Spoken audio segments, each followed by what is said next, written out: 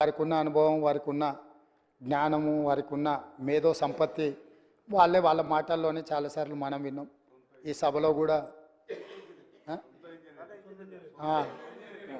వారే డాక్టరు, వారే లాయరు, వారే ఇంజనీరు, వారే స్ట్రక్చరల్ ఇంజనీరు, వారే 80,000 పుస్తకాలు చదివి వాళ్ళ మేధస్సుతోని నిర్మించారు. మేడిగడ్డ కడితే మేడిపండు అయింది. ఇక అన్నారం సంగతి నేను చెప్పాల్సిన పర్లేదు. సుందీళ్ళు ఎప్పుడేమవుతుందో తెలియదు, పంపు సెట్లు ఏమైనాయో తెలియదు. ఇవాళ వీటి మీద చర్చ వచ్చినప్పుడల్లా, కాళేశ్వరం అవినీతి గురించి చర్చ వచ్చినప్పుడల్లా కృష్ణానది జలాలను ప్రాజెక్టులు అప్పజెప్పినరు అని మాట్లాడుతున్నారు అధ్యక్ష. ఇవాళ నిజంగానే వాళ్ళు మాట్లాడినప్పుడు నిజంగానే ఈ ప్రాజెక్టుల మీద జరిగిన అవకతవకలు కావచ్చు, లేకపోతే తప్పిదాలు కావచ్చు, వీటిని ఎట్లా సవరించుకోవాలి, ఎట్లా ముందుకెళ్ళాలి, ఎట్లా ప్రాజెక్టులను కాపాడాలి, పదే గతంలో 80,000 ప్రాజెక్టులకు 1,00,000 కోట్ల రూపాయల అవినీతి ఎట్లా జరుగుతుందని మహామేధావులు మాట్లాడినారు అధ్యక్ష. ఇవాళ 1,47,000 కోట్ల రూపాయలకు అంచనాలు వచ్చినాయి. 97,500 కోట్ల రూపాయలు ఇప్పటికే కాంట్రాక్టర్లకు పేమెంట్లు చేసారు. ఇంకో 10,000 కోట్ల రూపాయలు పెండింగ్ ఉన్నాయని అధికారిక లెక్కలు చెప్తున్నాయి అధ్యక్ష. మరి ఇవాళ 97,500 కోట్ల రూపాయలు ఖర్చు పెట్టిన కాళేశ్వరంలో 90,000 ఎకరాలకు కూడా నీళ్లు అందలేదన్న మాట వాస్తవం కాదా? నిజం ఇట్లుంటే ఈరోజు ఇంకా మమ్మల్ని ఏదో నిందించాలనే ప్రయత్నం చేయడము దీనికి ఏమైనా సమంజసంగా ఉందా? దీని మీద ఎక్కువ వివరాలకు వెళ్ళదలుచుకోలేదు. మా ఉత్తమ్ కుమార్ రెడ్డి గారు దీనికి సంబంధించి పూర్తి స్థాయిలో విజిలెన్స్ నివేదికలు కానీ, లేకపోతే దీనికి సంబంధించిన అంశాలు అన్నీ కూడా సాగునీటి పారుదల శాఖ మంత్రి గారు నిన్నమన్న విజిలెన్స్ నివేదిక ఆధారంగా కొన్ని నిర్ణయాలు తీసుకున్నాడు. ఆ నిర్ణయాలు అన్నిటిని కూడా నాకు తెలిసినంత వరకు తమరు అనుమతిస్తే ఈ సభలో వాటిని వారు ప్రస్తావిస్తారని నేను భావిస్తున్నా. అదేవిధంగా కృష్ణానది జలాలకు సంబంధించి కృష్ణా ప్రాజెక్టులను అప్పజెప్పిందని, కృష్ణా ప్రాజెక్టులను మొత్తం కాంగ్రెస్ వాళ్ళు వస్తేనే కాకెత్తుకపోయిందని, లేకపోతే కేంద్రానికి మేమేదో రాసి చేసినామని అసలు ఏం మాట్లాడుతున్నారు అధ్యక్ష? అసలు ఏమైనా బాధ్యత అనేది ప్రతిపక్ష పార్టీగా 1% వాళ్ళు నిర్వహిస్తున్నారా? ఈరోజు కృష్ణానది జలాల మీద ఏర్పాటు చేసిన కృష్ణా రివర్ మేనేజ్మెంట్ బోర్డ్ 2014 రాష్ట్ర పునర్విభజన చట్టంలో స్పష్టంగా పొందుపరిచినరు. ఆ రోజు నేను కానీ, మా ఉత్తమ్ కుమార్ రెడ్డి గారు కానీ, లేకపోతే మా కోమటిరెడ్డి వెంకటరెడ్డి గారు కానీ, ఇక్కడ ఉన్నోళ్ళం ఎవరం మేము ఎంపీలం కాదు అధ్యక్ష. ఏ రోజు కూడా ఈ పునర్విభజన చట్టం ప్రతి పదం నన్ను అడిగి నేనే రాసి నేనే తీర్చిదిద్దినాను కూడా మేము ఏ రోజు చెప్పుకోలేదు అధ్యక్ష. మేము చెప్పుకోలేదు అధ్యక్ష. ఎవరు అధ్యక్ష ఆ రోజు సభలో సభ్యులు? కల్వకుంట్ల చంద్రశేఖరరావు గారు ఎంపీ. ఆ బిల్లు వచ్చినప్పుడు ఇటు లోక్సభలో కానీ అటు రాజ్యసభలో కేశవరావు గారు కానీ ఆ అంశాన్ని ప్రస్తావించి అభ్యంతరం పెట్టాల్సిన సందర్భంలో ఈ బిల్లును మేమే పాస్ చేయించినాం, మేమే తెచ్చినాం. దీన్ని రాసేటప్పుడు అందరు మాతోనే మాట్లాడారు, మొత్తం నా సూచనల మేరకే రాసిందని చెప్పారు అధ్యక్ష. ఆ రోజు రాసింది చంద్రశేఖర్ రావే అయితే అందులో ఒకవేళ లోపం ఉంటే ఆ లోపాలకు బాధ్యులు ఎవరు అధ్యక్ష? ఈనాడు ప్రతిపక్ష నాయకుడు ఆ లోపాలకు బాధ్యుడు కాదా అని నేను మీ ద్వారా అడగదలుచుకున్న అధ్యక్ష వాళ్ళను. ఈరోజు మీరు 2014 నుంచి 2023 వరకు కృష్ణా రివర్ మేనేజ్మెంట్ బోర్డు సమావేశాలు ఏర్పాటు చేసినప్పుడల్లా ఉమాభారతి గారు మంత్రిగా ఉన్నప్పుడు వారు వెళ్ళిండ్రు, చంద్రశేఖరరావు గారు వెళ్ళిండ్రు. వివిధ సందర్భాలలో వీళ్ళే అధికారికంగా వెళ్ళిండ్రు. ఇంతవరకు నేను మా ఉత్తమ్ కుమార్ రెడ్డి గారు ఏ సమావేశాలకు పిలవలేదు, మేము వెళ్ళలేదు అధ్యక్ష. మేము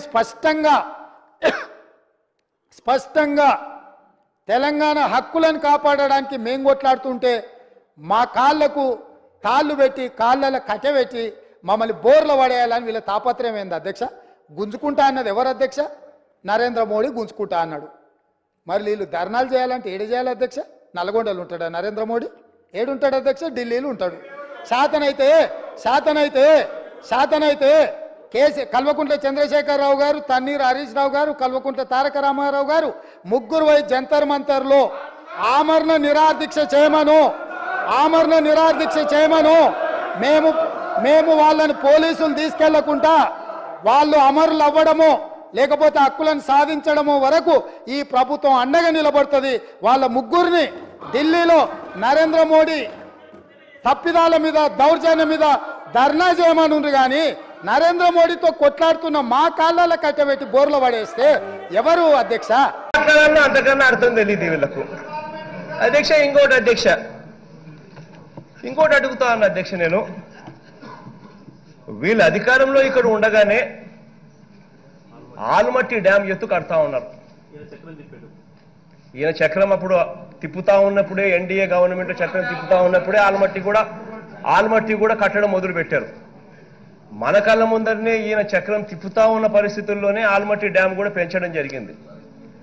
ఆ ఆల్మట్టి ఎత్తు పెంచిన తర్వాత పరిస్థితి ఏమిటంటే అధ్యక్ష, లాస్ట్ 10 సంవత్సరాల్లో కృష్ణానది నుంచి ఎన్ని నీళ్లు మనకు వస్తూ ఉన్నాయని చెప్పి యావరేజ్ను చూస్తే అధ్యక్ష, 47 సంవత్సరాల యావరేజ్ను ఒక్కసారి కృష్ణా నుంచి ఎన్ని నీళ్లు కిందకు వస్తూ ఉన్నాయి, మన శ్రీశైలంకు దిగువకు వస్తున్నాయని చెప్పి యావరేజ్ చూస్తే 47 సంవత్సరాలలో యావరేజ్ తీసుకుంటే సిడబ్ల్యూసి లెక్కల ప్రకారము that was coming to round about 1100 to 1200 TMC of water.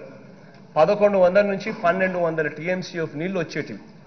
కానీ అదే అధ్యక్ష లాస్ట్ 10 సంవత్సరాల యావరేజ్ తీసుకుంటే, సిడబ్ల్యూసి యావరేజ్ లెక్కలు తీసుకుంటే కృష్ణా నుంచి కిందికి శ్రీశైలంకు మనకెంత వస్తూ ఉన్నాయి నీళ్లు అని చెప్పి చూస్తే, కర్ణాటక నుంచి కిందికి మనకెంత వస్తూ ఉన్నాయి శ్రీశైలంకి అని చెప్పి చూస్తే యావరేజ్న సగటున 500-600 టీఎంసీలకు పడిపోయిన పరిస్థితి కనిపిస్తూ ఉంది అధ్యక్ష.